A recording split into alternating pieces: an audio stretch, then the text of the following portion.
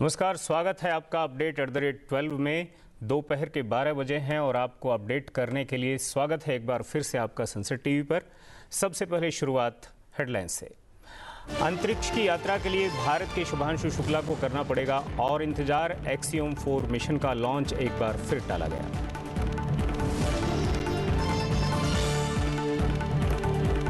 कृषि मंत्री शिवराज सिंह चौहान आज विकसित कृषि संकल्प अभियान के अंतर्गत नई दिल्ली के तिग्गीपुर, बख्तावरपुर और उत्तरी दिल्ली में मिलेंगे किसानों से। किसान चौपाल के जरिए किसानों से करेंगे संवाद। कृषि ड्रोन के उपयोग का भी अवलोकन करेंगे। पुरी में भगवान जगन्नाथ की रथ यात्रा के पहले स्नान पूर्णिमा उत्सव आज। इस पवित्र भगवान जगन्नाथ, बलदेव और सुभद्रा महारानी को स्नान करवाने का विधान। ज्येष्ठ शुक्ल पक्ष की पूर्णिमा के अवसर पर आज आसमान में बिखरेगी स्ट्रॉबेरी मून की चांदनी। पश्चिमी देशों में इस समय पकने वाली जंगली स्ट्रॉबेरी के कारण रखा गया है स्ट्रॉबेरी मून नाम। देश के उत्तर में अधिकांश भागों में भीषण गर्मी की लहर जारी। राजस्थान के गंगानगर में तापमान 47 डिग्री के पार। अगले 3 दिनों तक राजस्थान, हरियाणा, दिल्ली, हिमाचल प्रदेश, मध्य प्रदेश, पंजाब और उत्तर प्रदेश में गर्मी की लहर जारी रहने का अनुमान।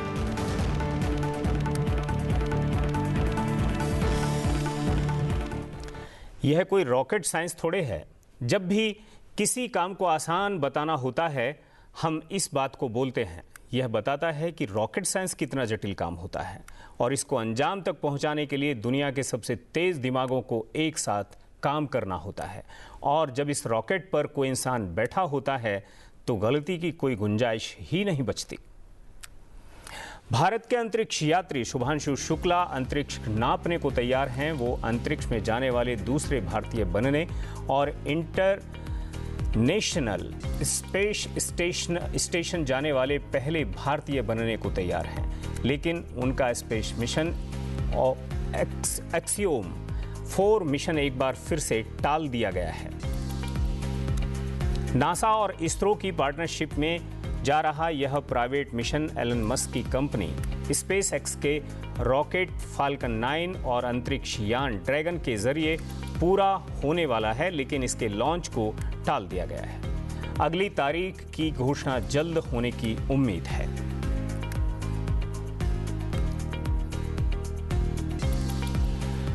ओडिशा के पुरी में भगवान जगन्नाथ की प्रसिद्ध रथ यात्रा से पहले स्नान पूर्णिमा उत्सव आज है। देव स्नान पूर्णिमा के अवसर पर आज सुबह से ही जगन्नाथ धाम पुरी में लाखों भक्तों का समागम देखने को मिल रहा है।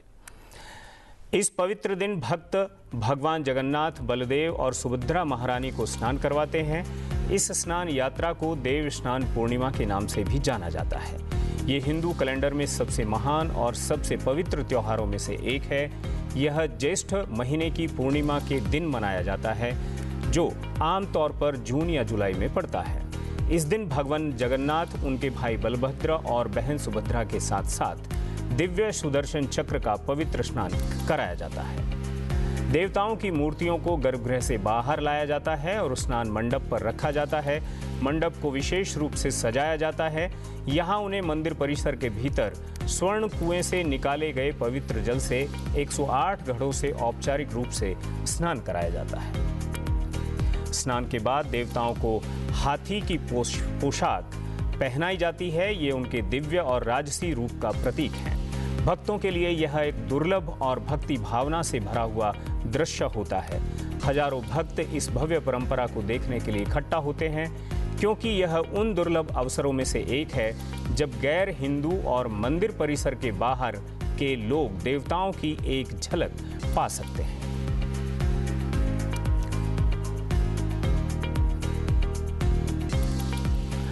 खगोल विज्ञान में रुचि रखने वाले लोगों के लिए आज बुधवार की रात बेहद खास होने जा रही है। दरअसल इस दौरान आसमान में एक अद्भुत नज़ारा देखने को मिलेगा। जी हां, ज्येष्ठ शुक्ल पक्ष की पूर्णिमा के अवसर पर दुर्लभ खगोलीय घटना होगी, जिसमें आप आसमान में स्ट्रॉबेरी मून को चांदनी बिखेरते हुए देखेंगे। आज शाम पश्चिम में सूर्य के ढलते ही पूर्वी आकाश में पूर्णिमा का चंद्रमा उदित होगा। इसे स्ट्रॉबेरी मून नाम दिया गया है, जो कि पश्चिमी देशों में इस समय पकने वाली जंगली स्ट्रॉबेरी के कारण रखा गया है। पूर्णिमा की ठीक खगोलीय स्थिति दोपहर 1:13 पर होगी। उस समय भारत में दिन होगा। कुछ देशों में इसे हॉट मून, रोज मून, मिड मून कहा जाता है। सूर्यास्त के बाद आप इसे पूर्व दिशा में उदित होता हुआ देख पाएंगे, जो कि मध्य रात्रि में आपके सिर के ऊपर आकर गुरुवार को सुबह सवेरे पश्चिम में अस्त हो जाएगा। इस पूर्णिमा पर चंद्रमा की पृथ्वी से दूरी 4 लाख किलोमीटर से ज्यादा होने के कारण यह अपेक्षाकृत छोटा ही दिखेगा। पूर्णिमा के चांद का महीने के बदलने और मौसम की जानकारी का समय बताने आकाशीय घड़ी के रूप में उपयोग किया जाता रहा है। लगभग हर साल, हर 20 साल में स्ट्रॉबेरी मून और समर सोलिस्टिस की घटना एक साथ होती है। अगले साल स्ट्रॉबेरी मून 30 जून 2026 को होगा।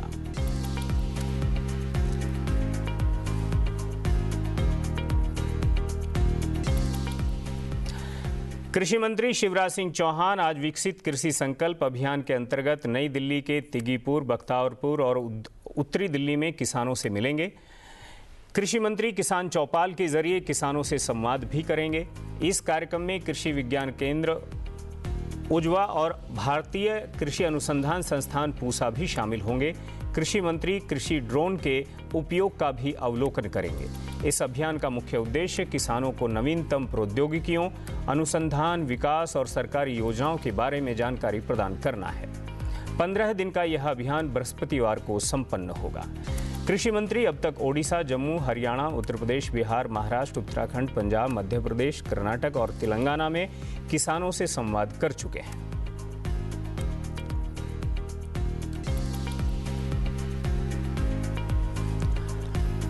आज संत कबीरदास जी की जयंती है। प्रधानमंत्री नरेंद्र मोदी ने उन्हें याद करते हुए उन्हें नमन किया। उन्होंने सोशल मीडिया पर लिखा कि सामाजिक समरसता के प्रति आजीवन समर्पित रहे संत कबीरदास जी को उनकी जयंती पर मेरा कोटि कोटि नमन। उनके दोहों में जहां शब्दों की सरलता है, वहीं भावों की प्रगाढ़ता भी है। इसलिए आज भी भारतीय जनमानस पर उनका गहरा प्रभाव है। समाज में फैली कुरीतियों को दूर करने में उनके योगदान को हमेशा श्रद्धापूर्वक स्मरण किया जाएगा। संत कबीरदास जी ने अपनी साखियों और दोहों के माध्यम से सामाजिक समानता, शांति और भाईचारे पर बल दिया। उनकी रचनाओं में हमें यही आदर्श देखने को मिलते हैं और आज के युग में भी वे उतने ही प्रेरक हैं। कबीरदास जी ने सामाजिक समरसता पर विशेष जोर दिया। वे अपने समय से बहुत आगे सोचते।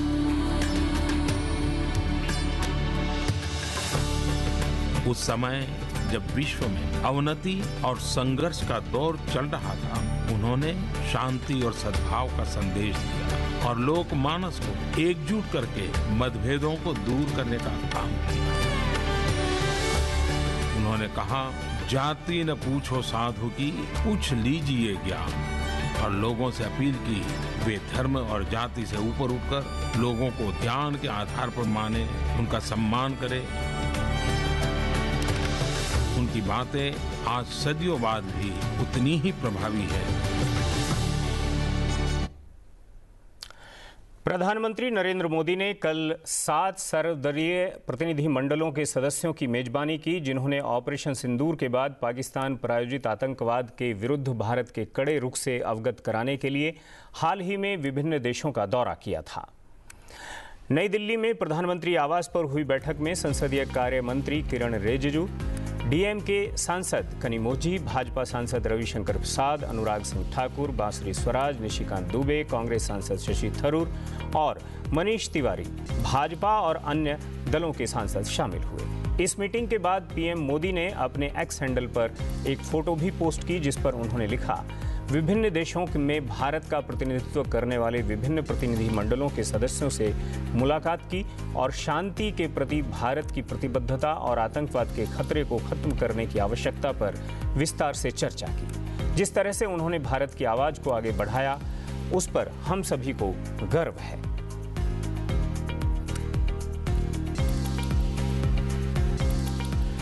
विदेश मंत्री एस जयशंकर ने बेल्जियम और लग्जमबर्ग के भारतीय समुदाय के सदस्यों को भी संबोधित किया। इस दौरान उन्होंने आतंकवाद पर भारत की नीति को स्पष्ट करते हुए कहा कि आतंकवाद को द्विपक्षीय समस्या के बजाय वैश्विक मुद्दे के रूप में देखा जाना चाहिए।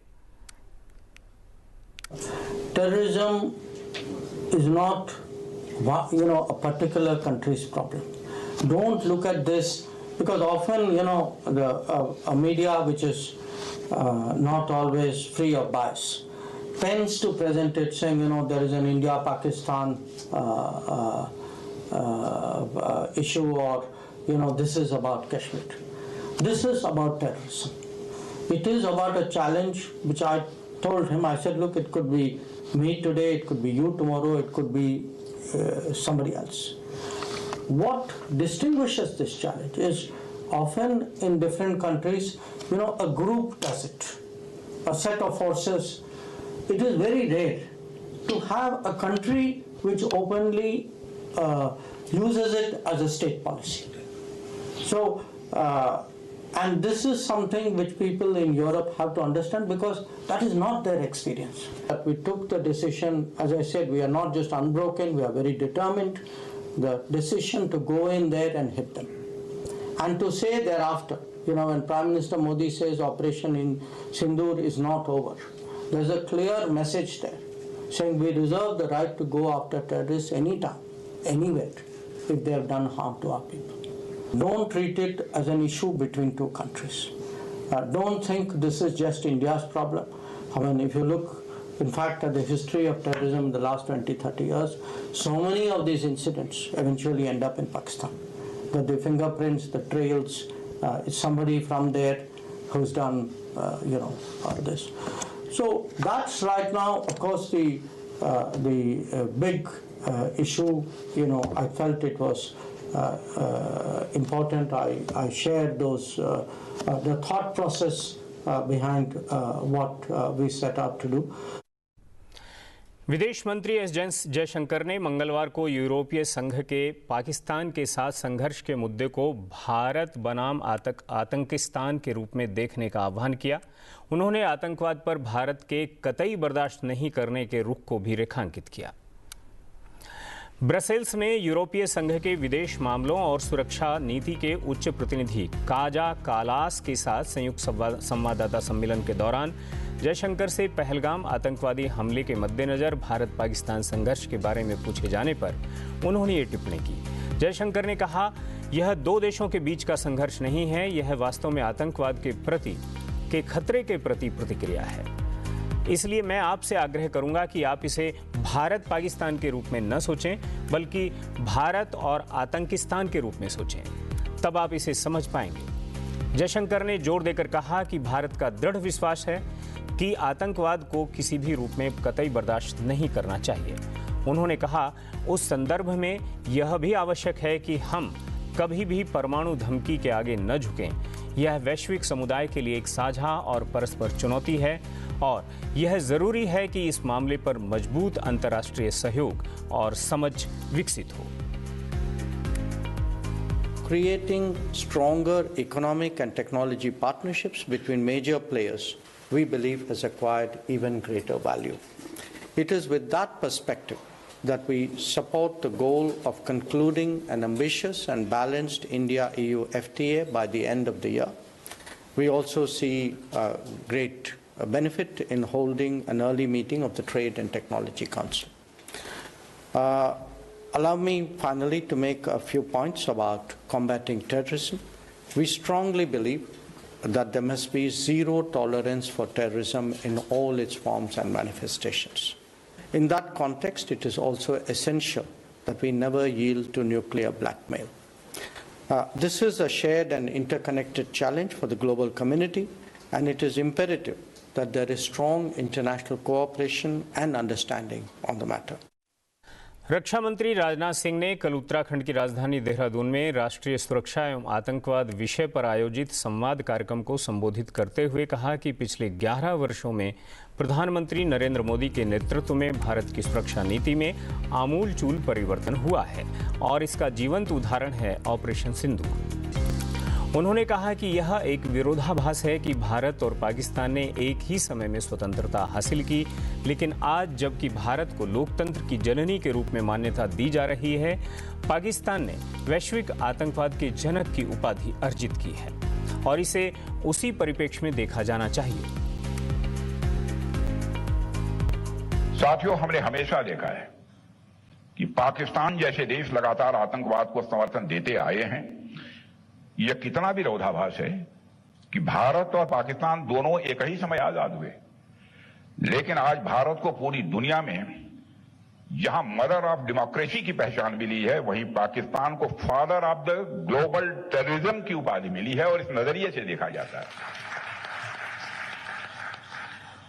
साथियों, पाकिस्तान ने हमेशा आतंकवादियों को पनाह दी है, अपनी जमीन पर उन्हें ट्रेनिंग और कई तरह की मदद देते रहते हैं। पहलगाम तो सिर्फ एक उदाहरण है। पाकिस्तान समर्थित आतंकवादियों के गुनाहों की लिस्ट मैं बताना चाहता हूं उत्तराखंड के बहनों भाइयों की, बहुत ही लंबी है और पाकिस्तान हर बार आतंकवाद को सही ठहराने की कोशिश में सदैव लगा रहता है। इसलिए जरूरी है कि आतंकवाद के खिलाफ लड़ाई में हम सिर्फ आतंकवादियों को नहीं, बल्कि हम केवल आतंकवादियों को ही नहीं, बल्कि उन्हें मदद करने वाले पूरे टेरर इंफ्रास्ट्रक्चर को भी पूरी तरह से खत्म कर दें। रक्षा मंत्री राजनाथ सिंह ने अंतर्राष्ट्रीय समुदाय से पाकिस्तान को विदेशी वित्त पोषण रोकने का आग्रह करते हुए कहा कि यह आतंकवाद की एक ऐसी नर्सरी है जिसे बढ़ावा नहीं दिया जाना चाहिए। उन्होंने संयुक्त राष्ट्र सुरक्षा परिषद द्वारा पाकिस्तान को आतंकवाद निरोधक समिति का उपाध्यक्ष नामित करने के हाल के फैसले पर भी आश्चर्य व्यक्त किया। साथियों, मैं मानता हूं कि आतंकवाद के खिलाफ लड़ाई में एक बड़ी जिम्मेदारी किसी अंतर्राष्ट्रीय संस्था पर है, तो वह है संयुक्त राष्ट्र संघ। विडंबना क्या है? आज दुर्भाग्यवश हाल के वर्षों में यूनाइटेड नेशन ने के कई निर्णयों पर सवालिया निशान लग रहे हैं। साथियों, सबसे हालिया उदाहरण है कि संयुक्त राष्ट्र सुरक्षा परिषद द्वारा पाकिस्तान को काउंटर टेररिज्म पैनल का वाइस चेयर यानी उपाध्यक्ष बनाया गया है। और हैरानी की बात यह है कि यह काउंटर टेररिज्म पैनल 9/11 हमले के बाद गठित किया गया था और हम जब जानते हैं कि 9/11 का हमला किसने किया था और यह भी किसी से छिपा नहीं है कि उस हमले के मास्टरमाइंड को पाकिस्तान ने शरण दी थी। यह तो एक तरह से बिल्ली से दूध की रखवाली करवाने वाली बात है मित्रों। और पाकिस्तान को काउंटर टेररिज्म पैनल का वाइस चेयर और यानी उपाध्यक्ष बनाया जा रहा है। इससे बड़े दुर्भाग्य की बात क्या हो सकती है? आज मैं इस फोरम से कहना चाहता हूं कि इंटरनेशनल कम्युनिटी को इसका कॉग्निजेंस लेना चाहिए। यह निर्णय न केवल चौंकाने वाला है, बल्कि मैं मानता हूं कि आतंकवाद के मुद्दे पर संयुक्त राष्ट्र संघ जैसी संस्था की गंभीरता पर यह गहरा प्रश्न चिन्ह भी लगाता है। रक्षा मंत्री राजनाथ सिंह ने स्वदेशी रक्षा क्षमताओं का उल्लेख करते हुए उन्होंने बताया कि ऑपरेशन सिंदूर में मेड इन इंडिया हथियार और रक्षा प्लेटफॉर्म का उपयोग किया गया। उन्होंने कहा कि भारत अब विदेशी रक्षा उपकरणों पर पूरी तरह निर्भर नहीं है। सरकार का 2029 तक 3 लाख करोड़ रुपए के रक्षा उत्पादन का लक्ष्य है। जो हमारी सरकार ने आतंकवाद से निपटने के साथ साथ भारत की राष्ट्रीय सुरक्षा को मजबूत करने के लिए नई सोच के साथ नई रणनीति भी अपनाई है। आज जब हम आत्मनिर्भर भारत की बात करते हैं तो उसके सबसे मजबूत स्तंभों में एक है हमारा रक्षा का क्षेत्र, डिफेंस सेक्टर। और जब कोई राष्ट्र अपने सुरक्षा उपकरण, अपने हथियार, अपने लड़ाकू विमान और मिसाइलें खुद बनाना शुरू कर दे तो वह न केवल खुद पर विश्वास करना सीखता है, बल्कि दुनिया को भी यह संदेश देता है कि अब हम आत्मनिर्भर हैं, सक्षम हैं और हम किसी के मोहताज नहीं हैं। साथियों, भारत के रक्षा क्षेत्र में 2014 के बाद से कई उल्लेखनीय परिवर्तन हुए। हमारे प्रधानमंत्री श्री नरेंद्र मोदी जी के नेतृत्व में भारत के रक्षा क्षेत्र को मजबूती देना यह सरकार की सबसे बड़ी प्राथमिकताओं में से रहा है और उसके लिए पिछले 11 वर्षों में देश का रक्षा बजट जो 2013-2014 में अप्रॉक्सीमेटली 2.5 लाख करोड़ के आसपास हुआ करता था, अब वह बढ़कर 2024-25 में लगभग 6.5 लाख करोड़ रुपए का हो गया है केवल डिफेंस का बजट। साथियों, आज भारत की सेनाओं के पास केवल इंपोर्टेड हथियार नहीं है, बल्कि इसी देश में बने मिसाइलें, टैंक, अन्य सिस्टम्स और प्लेटफॉर्म्स भी हैं। हमारी अग्नि, पृथ्वी, ब्रह्मोस जैसी मिसाइलें आज दुश्मन को जवाब देने के लिए तैयार खड़ी हैं और ये सब भारत में ही बनी हैं, भारतवासियों के हाथों से बनी है। साथियों, आपको जानकर सुखद अनुभूति होगी कि आज भारत का डिफेंस एक्सपोर्ट 2014 की तुलना में लगभग 35 टाइम्स बढ़ गया है, 35 गुना बढ़ गया है 2014 की तुलना में। और 2013-2014 में भारत से होने वाला डिफेंस एक्सपोर्ट जानते हैं कितना था? 686 करोड़, 686 करोड़। आज वह बढ़कर मोर देन 24,000 करोड़ तक पहुंच गया है। करीब 100 देशों को हमारे देश से बने हुए डिफेंस प्रोडक्ट्स एक्सपोर्ट किए जाते हैं। हमारा यह लक्ष्य है कि इस साल हमारा डिफेंस एक्सपोर्ट 30,000 करोड़ रुपए और 2029 आते आते यानी मोदी जी का यह तीसरा कार्यकाल समाप्त होते होते वह 50,000 करोड़ तक का एक्सपोर्ट पहुंच गया। केंद्रीय गृह मंत्री अमित शाह ने मंगलवार को कहा कि एक दशक पहले हमारा देश मौसम पूर्वानुमान के क्षेत्र में काफी पीछे था, लेकिन प्रधानमंत्री नरेंद्र मोदी के नेतृत्व में अब देश इस क्षेत्र में विकसित देशों के समकक्ष पहुंच गया है। देश में बाढ़ प्रबंधन की तैयारियों को लेकर एक उच्च स्तरीय बैठक की अध्यक्षता करते हुए शाह ने राष्ट्रीय आपदा प्रबंधन प्राधिकरण और राष्ट्रीय आपदा मोचन बल से राज्यों के साथ समन्वय में कुशल बाढ़ प्रबंधन की दिशा में काम करने को कहा। गृह मंत्री ने कहा कि मोदी के नेतृत्व में देश का आपदा प्रबंधन जीरो कैजुअल्टी अप्रोच के साथ आगे बढ़ रहा है। हमें इस मामले में विश्व में नंबर 1 बनना है। उन्होंने देश में बाढ़ की समस्या को कम करने के लिए उठाए जा रहे दीर्घकालिक उपायों की समीक्षा की और पिछले वर्ष की बैठक में लिए गए निर्णयों पर उठाए गए कदमों पर चर्चा की।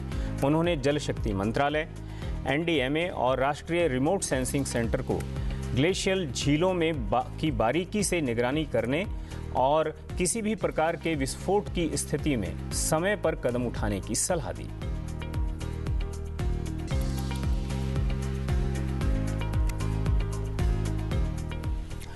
देश के उत्तर में अधिकांश भागों में भीषण गर्मी की लहर चल रही है। भीषण गर्मी की चपेट में है और तापमान सामान्य से ऊपर जा रहा है। पंजाब के बठिंडा में कल 47.6 डिग्री सेल्सियस तापमान दर्ज किया गया, जबकि राजस्थान के गंगानगर में तापमान 47.4 डिग्री सेल्सियस पहुंच गया।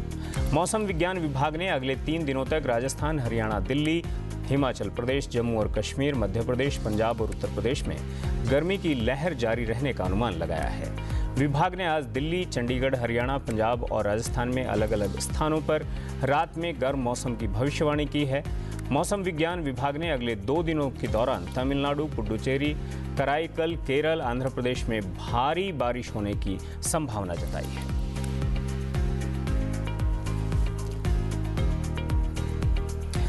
लोकसभा अध्यक्ष ओम बिरला, राज्यसभा के उपसभापति हरिवंश और संसद सदस्य और अन्य गणमान्य व्यक्तियों ने संविधान सदन में पूर्व लोकसभा अध्यक्ष KS हेगड़े की जयंती पर उनके चित्र पर पुष्पांजलि अर्पित की।